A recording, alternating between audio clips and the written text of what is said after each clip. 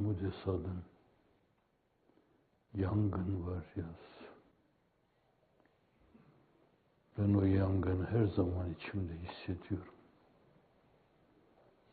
Cayır cayır nesillerin yandığı,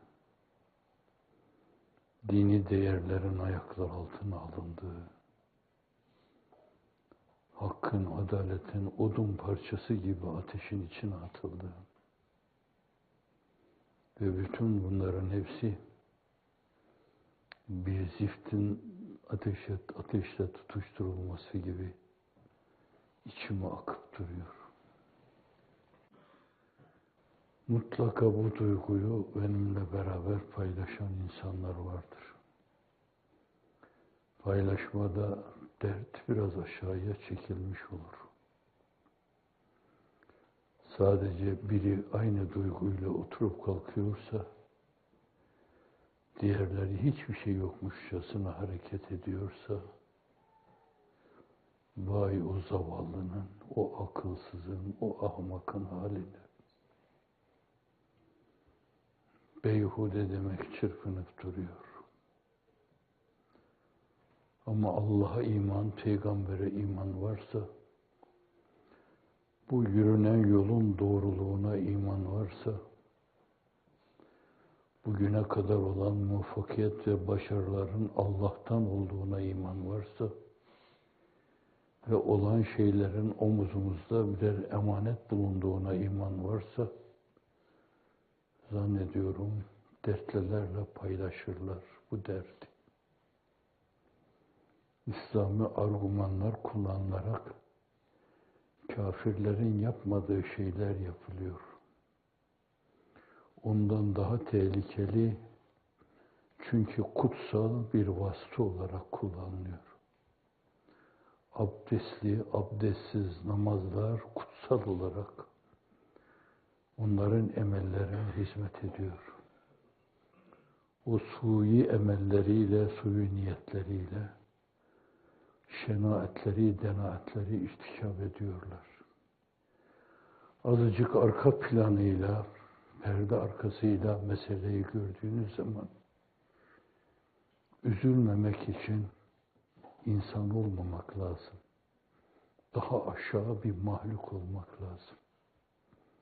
Yangın varmış, hayraklı hayvanlar kuyruklarını kısar, kaçarlar yangın dışında bir yere.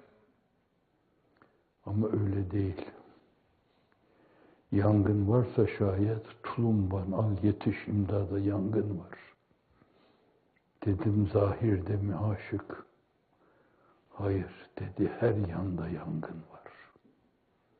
Yangın var, ailede yangın var. İdarede yangın var. Adalette yangın var. Hakta, hak cephesinde yangın var. Dini duygu, dini düşüncelerde yangın var.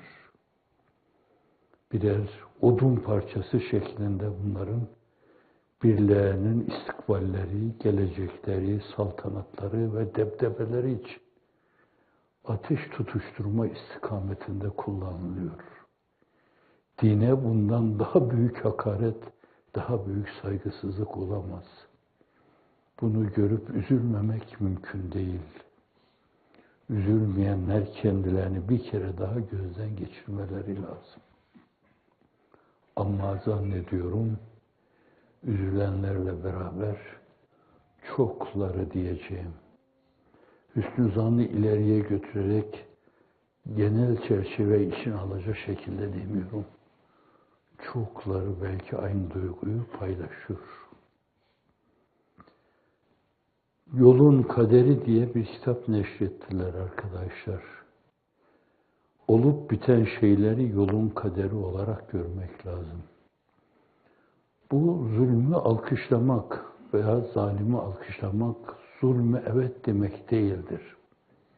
Akifimiz zulmü alkışlayamam. Alkışlanacak şey var, telin edilecek şeyler var. Telinden, bedduayı aminden lisanımızı siyanet ederiz. Ama zulme karşı da kararlı bir duruşumuzun olması lazım. Yoksa hafizanallah, İşte o yangın karşısında yanan şeyler, umursamazlık en büyük bir günahtır. Umursamazlık, derdi hissetmemek. O derdi hissetmenin derinliği sadece sizdeki, bizdeki ümitleri alıp götürmemesi, o kerteye kadar. İnsanı yese atmaması, reca hissinin tepesine çullanıp onu bütün felç etmemesi. Son sınırı orası, oraya kadar yolu var. Yoksa bana gelip deseler ki, bu gece genel manzara karşısında ben uyuyamadım, sağdan sola döndüm, soldan da sağa döndüm. Bir türlü o kirli tablolar zihnimden silinemedi. Hayal dünyamda sinema seyrediyor gibi işlenen günahları, mesavihi, maasiyi, şenaati, tenaati seyrettikçe bunlar bir sel gibi benim huzurumu aldı götürdü. Ve ben o yorganı üzerimde adeta bir dağ cesametinde ağırlığında hissediyorum. Döşeyi de bir inenli fıçı gibi hissediyorum. Derdi paylaşma demektir bu. Ama bütün bunlara rağmen bu yolun kaderi. Enbiya-i İzam aynı şeylere maruz kalmış.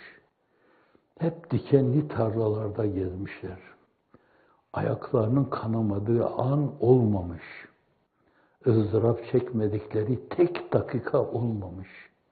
Enbiya-i İzam, Allah'ın seçkin kulları, hususi seçip insanları irşad için vazifelendirdiği en şerefli insanlar, onlara canlarımız kurban olsun.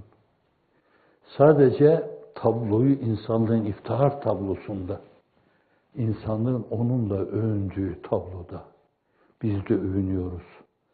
Büşra lena mahşerel İslam inne lena minel inayeti rüknen gayre münhedimi. Ne mutlu bize ki öyle devrilmeyen, sarsılmayan, kırılmayan bir rükne dayanmış bulunuyoruz. İnsanlığın iftihar tablosu. Söylenen şeylerde Allah onun yüzü suyu hürmetine varlığı yaratmış. Mübarek bir söz olarak levlâke lemâ halaktul eflâk Türkçemizde kullanılırken 2 defa levlâke levlâk deniyor. Sen olmasaydın bu kevnü mekanları yaratmazdım. İnsanı var etmezdim. Haşeratı varlığa erdirmezdim. Ekosistem diye bir şey olmazdı. Sular çağlamazdı. Denizler tebahhur etmezdi. Tebahhur eden deniz damlacıkları yağmura dönüşüp yerin bağrına inmezdi sen olmasaydın. Şeklinde anlayabilirsiniz. O olmasaydı ne Allah bilinirdi, ne peygamber bilinirdi, ne kitap bilinirdi, ne melek bilinirdi, ne kabir bilinirdi, ne mahşer bilinirdi, ne cennet bilinirdi, ne cehennem bilinirdi. Ona karşı ne kadar şeyle medyun olduğunuzun farkında mısınız? Onun için Akif, onun viladeti münasebetiyle söylediği bir naatında son mısraları şunlardır. Medyundur o masuma bütün bir beşeriyet. Ya Rab mahşerde bizi bu ikrarıyla haşret. Medyundur o masuma bütün bir beşeriyet. Ya Rab mahşerde bizi bu ikrarıyla haşret. Ama gel gör ki o viladeti takip ediyor. Doğum günleri gelip geçiyor. Fakat bir yönüyle ona karşı olan duygu, düşünce, alaka ve irtibatımız açısından Muharrem ayını yaşıyoruz. Kerbela'yı yaşıyoruz. Kendimizi Revan Nehri kenarında görüyor ve duyuyoruz.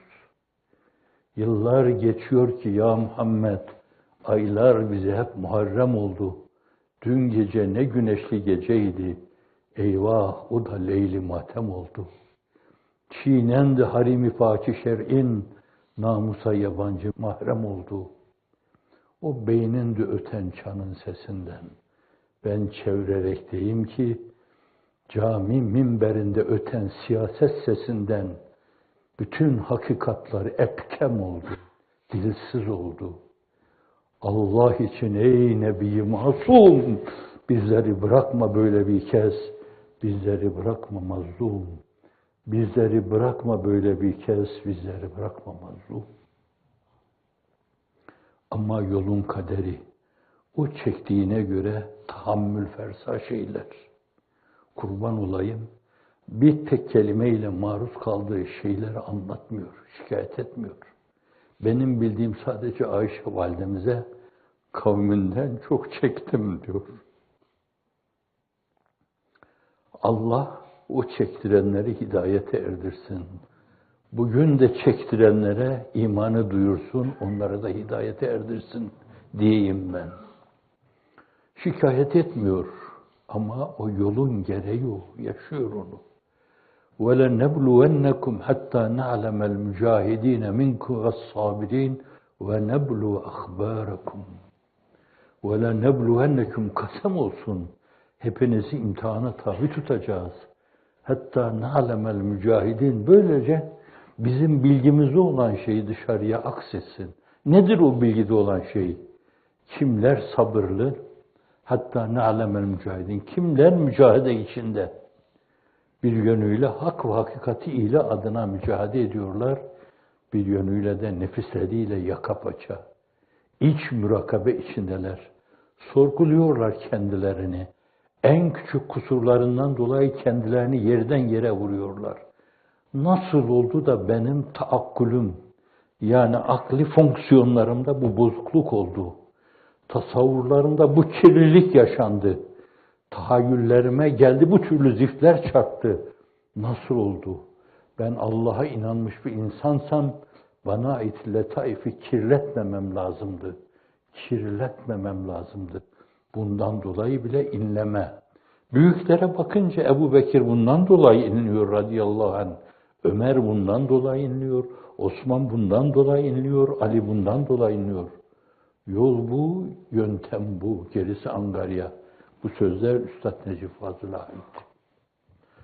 وَلَنَّبْلُوَنَّكُمْ حَتَّى نَعْلَمَ الْمُجَاهِد۪ينَ مِنْكُمْ Kim Allah yolunda mücahede içinde, son karalama o, mücahede içinde, bir yönüyle ilahi kelimetullah, men katele, ben şimdi Efendimizin o mübarek beyanına dokunuyorsam, ruhu Hazreti Seyyidül Enam'ı inşallah rencide etmem.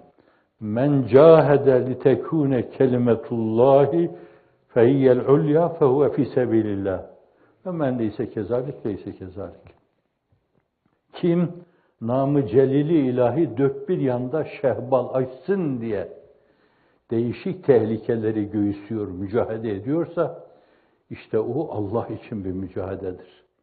Nezd-i uluhiyette kantarları kıracak, mahşerde mizanı kıracak mahiyette bir şeydir. Mücahidin ve nebluve ve hatta na'lemel mücahide minkum ve sabirin. Bir de sabredenler bu mevzu. Aktif sabır içinde bulunanları. Bela ve musibetler gelmiş, dişini sıkıp sabreden. Bunlardan nasıl sıyrılma olur? Onları düşünen, aktif sabır diyoruz. Şikayet etmeyen, kadere taş atmayan, bazı kardeşlerimiz sebebiyet verdiler buna demek suretiyle atfı cürümlere girmeyen, fakat bu bela ve musibet sarmalından nasıl sıyrılırız? Eskiden yürüdüğümüz o yolda nasıl yürürüz? Bu patikaları yeniden bir şehraha, bir otobana nasıl çevirebiliriz? Bu mülahazalarla oturup kalkma, böyle bir sabır, aktif sabır diyoruz. Hareket halinde sabır, durağan sabır değil. Durağanlık saçılmaya vesiledir. Fiziğin kanunu bu. وَنَبْلُوَ أَخْبَارَكُمْ Sonra da onlara durumları, keyfiyetleri nedir, hallerini haber verelim. Bu Muhammed Sure-i Cellesi'nde, adına kurban olayım ben. Ama Kur'an-ı Kerim'de benzer o kadar çok ayet var ki, اَمْ حَسِبْتُمْ اَنْ تَدْخُلُوا الْجَنَّةِ وَلَمَّا يَأْتِكُمْ مَثَلُ الَّذ۪ينَ خَلَوْا مِنْ قَبْلِكُمْ messetumul be'sa ve'z-zarra ve zulzilu hatta yekula'r rasul ve'llezine amenu ma'ahu meta nasrullah. Em hasibtum en tedhulul cennet. Cennete gireceğinizi mi sanıyorsunuz siz? Velemma ye'tikum meselullezine halav min kablikum. Sizden evvel emsallerinizin başına gelen şeyler başınıza gelmeden, bir şey bu Abu Talip'te esas boykota maruz kalmadan, falancılar teröristtirler, tehdidine, tahkirine, tezyifine maruz kalmadan cennete gireceğinizi mi zannediyorsunuz? Haktan, hakikattan mahrum edilmeden cennete gireceğinizi mi zannediyorsunuz? Preslenmeden cennete gireceğinizi mi zannediyorsunuz? Yurdunuzdan, yuvanızdan, toprağını tutiya gibi alıp koklayacağınız yurdunuzdan, yuvanızdan edilmeden cennete gireceğinizi mi zannediyorsunuz? İnsanın iftihar tablosu bunların hepsine maruz kaldı. Tevemi olan, aynen eşi, dengi olan Kabe'den ayrılmak ona çok ağır gelmişti. Hicret buyururken döndü Kabe'ye doğru baktı, hıçkıra hıçkıra ağladı. Bunlar beni çıkarmasalardı ben senden ayrılmazdım dedi. Ama ellerinde kılıçlar onu takip ediyorlardı. Tam kastetmişlerdi yok etmek için. Ama Allah'ın var ettiğini kimse yok edemeyecektir. Yuridun en yutfu nurallahi bi afwahihim ve ya'ballahu illa en yutimme nurehu. Ellerinde baltalar, balyozlar, külünkler. Yapılan güzel şeylerin tepesine indirip kaldırıyorlar yıkmak için. O ışığı Allah yakmışsa o sönmez ve öyle zalimlerin eliyle de söndürülmez. Fakat muhakkaten bir fetret dönemi yaşanabilir her zaman. وَلَمَّا يَأْتِكُمْ مَثَلُ الَّذِينَ خَلَوْا مِنْ قَبْلِكُمْ مَسَّتْمُ الْبَاسَى. Ne preslemeler, ne baskılar, ne zorlamalar, ne tazikler, ne işkenceler, ne şenaetler, ne denaatlere maruz kaldılar. Ne zararlara maruz kaldılar. وَزُلْزِلُوا sarsıldılar tepeden tırnağa. Öyle sarsılmalar oldu ki esbab bilkülliye sukut etti. Yok sebep artık. Dayanacak, tutunacak sebep yok. Nuru tevhid içinde sırrı ahadiyet zuhur etti. Hatta yakular Resul vellezine amenu ma'ahu meta nasrullah. O kadar sarsıntı şiddetli oldu ki Nebi öyle demez.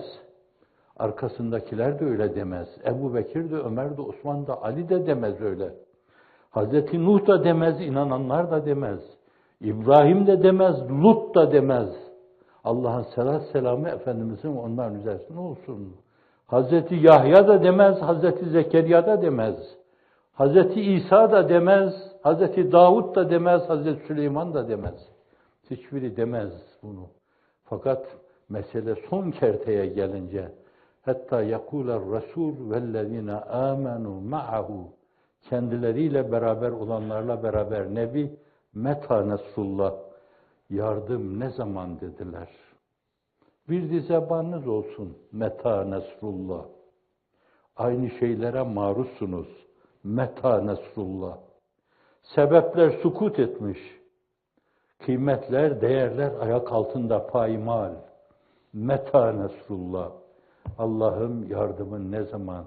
Şahsımız adına istemiyoruz bunu.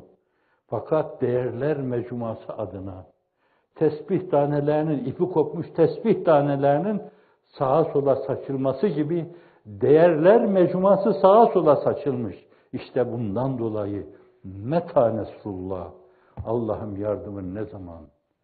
Esbab bir külliye sukut ettiğinden nuru tevhid içinde sırrı ahadiyet zuhur ediyor. Ela inne nasrallahi karib diyor. Allah'ın yardımı yakındır.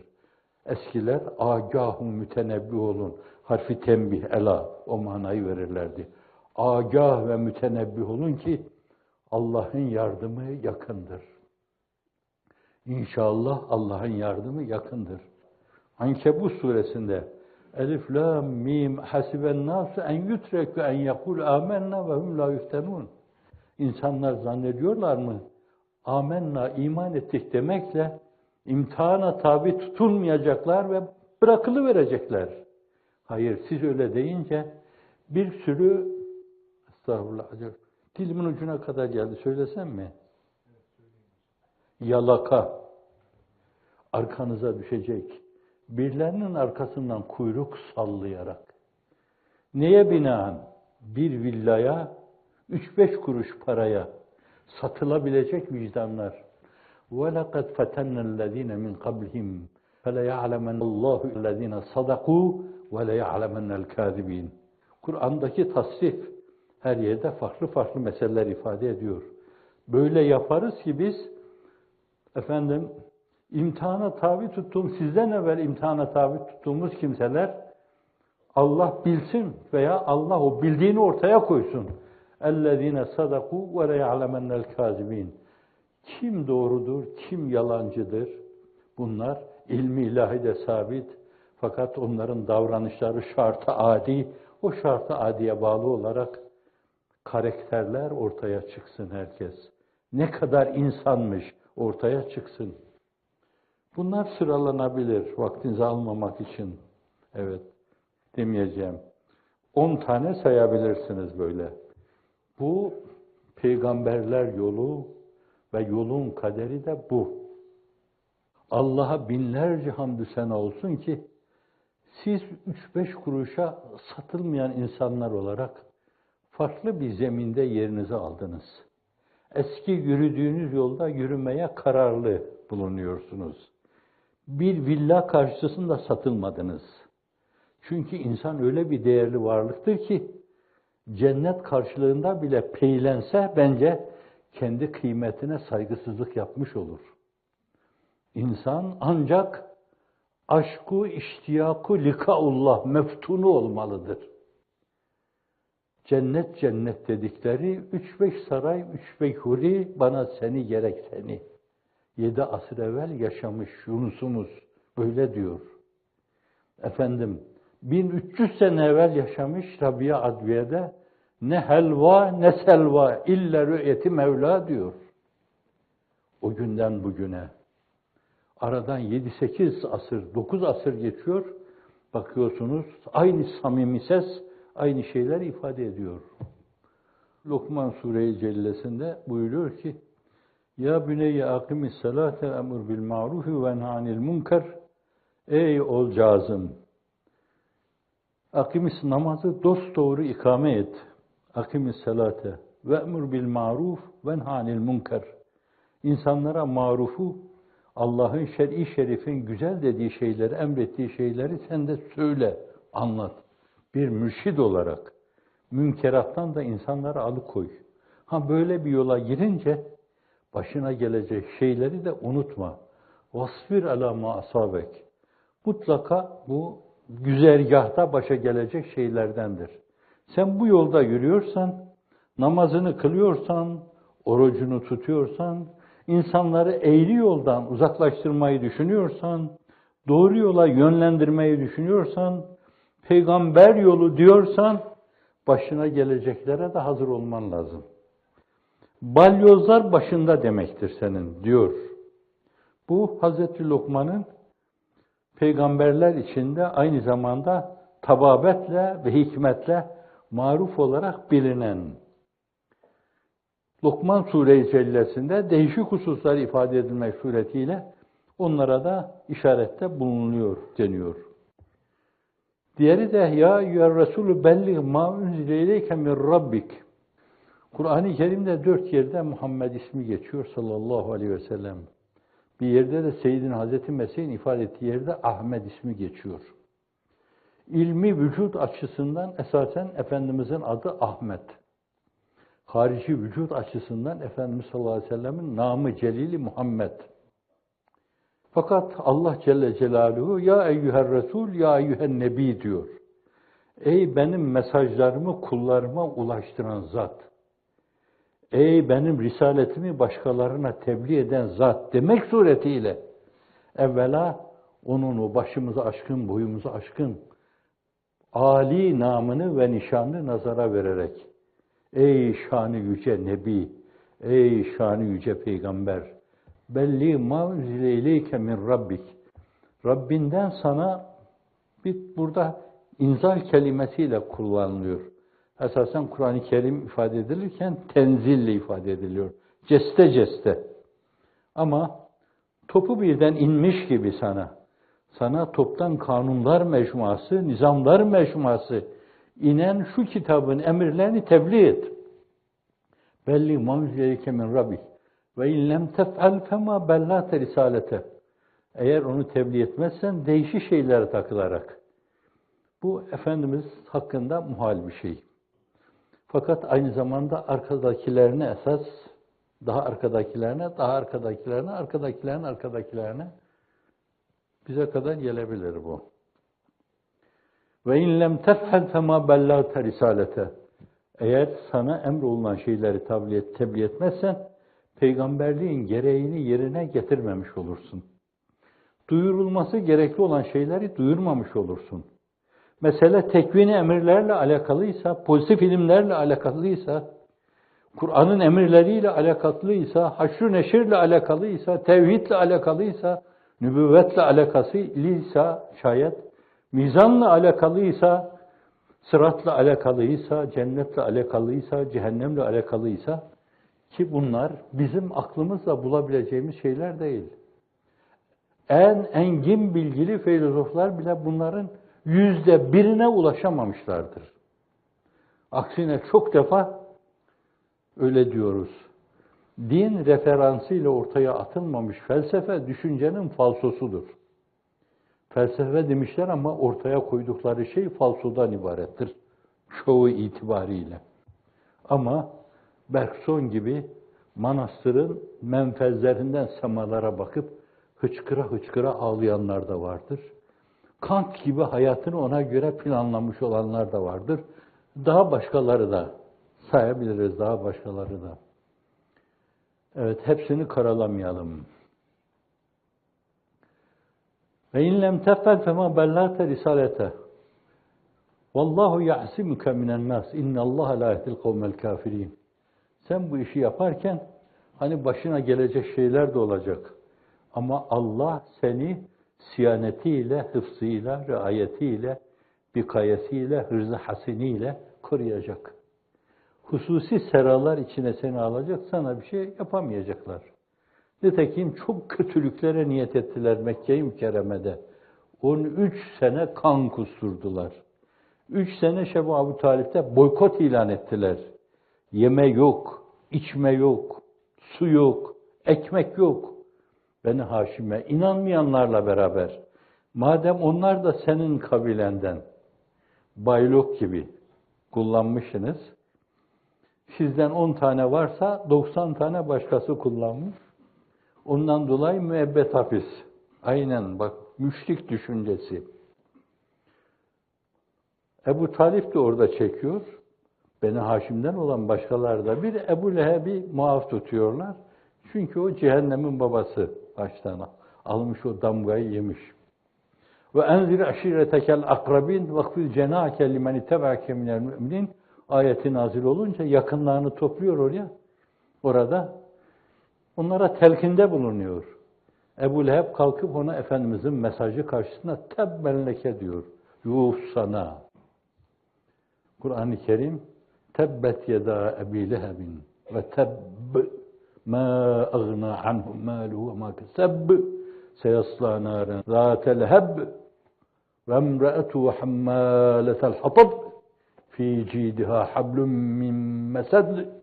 Kutbu cedin harfleriyle esasen iç musika açısından balyoz gibi böyle vururken de aynı zamanda ses çıkarıyor. Bu Kur'an'ın iç musikisi ihmal edilen bir husustur. Kur'an üzerinde durulurken üzerinde durulması gerekli olan bir şeydir. Değişik şeylere işaretlerde bulunduğu gibi aynı zamanda bu mevzuda ona işareti de ihmal etmez Kur'an-ı Kerim. Ebu Leheb Vallahu ya'simuke minen nas. İnnallaha la yehdil kavmel kafirin. Allah kafir kavme sana bir şey yapma adına esasen öyle yol vermez, yöntem vermez. Onlara istediklerini yaptırtmaz. Arzu ettikleri şeyleri onları yönlendirmez.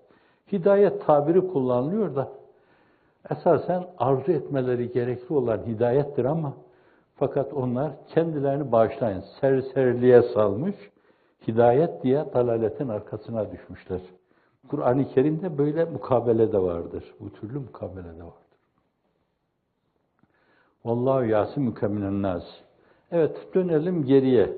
İster Seyyidina Hazreti Lokman aleyhisselam, ister Seyyidina ve Sadatina ve Şefii Zunubina ve Mevlana Muhammedin sallallahu aleyhi ve sellem. Allah'ın ona buyurduğu şey, evet, bu yol uzaktır, menzili çoktur, geçidi yoktur, derin sular var, Yunus Emre'nin dediği gibi. Herkes bunun böyle olduğunu bilmeli. Bu peygamberler yolu, peygamberler dergahı, yolun kaderi bu. Bunlar çekilecek. Fakat Allah'a binlerce hamdü sena olsun ki esasen bilerek dünya hayatını ahiret hayatına tercih etmek suretiyle ebedi bir hayatı kaybetme bahtsızlığına, talihsizliğine Allah maruz bırakmadı. Allah'a hamd edin, başkalarının içinde olmadınız. Allah'a hamd edin, bazılarınız dini ilah etme adına, dört bir yanda ruh-i revani Muhammed'i şehval açsın diye seyahatler tertip ettiniz. İhtiyari hicretleri tercih ettiniz. Ve gideceğiniz yerlerde değişik mahrumiyetlere maruz kaldınız. Bir gün geldi, diğerleri o ihtiyari hicreti yapma şerefini ihraz edememişlerdi. Onlar ihtiyarinin sevabını aldılar kat kat. İhtiyarlarıyla gittiler, değişik sıkıntılara maruz kaldılar. İşçi gibi, amele gibi, birer amel manda gibi çalıştılar, müesseseler diktiler. Cehalete, ihtilafa, iftiraka, fakirliğe karşı mücadele yuvaları oluşturdular bir yönüyle. İmarethaneler gibi mücadele müesseseleri oluşturdular. Okullar, üniversiteler, üniversiteye hazırlık kursları oluşturdular. Onlar o sevabı aldılar. İhtiyarinin sevabını aldılar. Diğerlerini Allah sevaptan mahrum bırakmamak için sizi de ben hicrete zorluyorum. Siz de cebri hicret sevabını alacaksınız. Bir avuç toprağını cihanlarla değiştirmeyeceğiniz, ülkenizden cebren ayrılma mecburiyetinde kalacaksınız. Omuzlarınızdakiler sökülecek, göğsünüzdekiler sökülecek, makamlarınız elinizden alınacak, ihraz ettiğiniz, alnınızın teriyle ihraz ettiğiniz şeyler elinizden alınacak. Ve bütün bunlar yapılırken de esasen biraz evvel arz ettiğim gibi çok komik iddialarla neden bayrak kullandınız safsatasına burada. Sen suçsuz olduğunu ispat et. Hukuk mantığı. İnanın Amnofis bile böyle bir mantıksız da Hz. Musa'nın karşısına çıkmamıştır. Suçsuz olduğunu ispat et. Hiç hukuk dünyasında böyle bir şey olmamıştır. Öyle bir hezeyan ki bu. Azıcık hukuk felsefesi bilen bir insan zannediyorum herhalde bu sözü duyduğu zaman o da az gözü açıksa şeytan zil takmış oynuyordur. Beni geçtiler maşallah bunlar. Şeytan maşallah değil mi bilmiyorum. Ama ben dedirttim. El-Hak, Halik'in namütenahi adı var, en başı hak. Ne büyük şey kul için hakkı tutup kaldırmak. Hani ashab-ı kiram ayrılalım derken mutlaka sureyi vel asrı okurmuş. Neden? Çünkü meknun o büyük surede esrar-ı felah. Başta iman-ı hakiki geliyor, sonra salah, sonra hak, sonra sebat, sabır. İşte kuzum insanlık. Bu dördü birleştir mi yoktur sana izmihlal artık.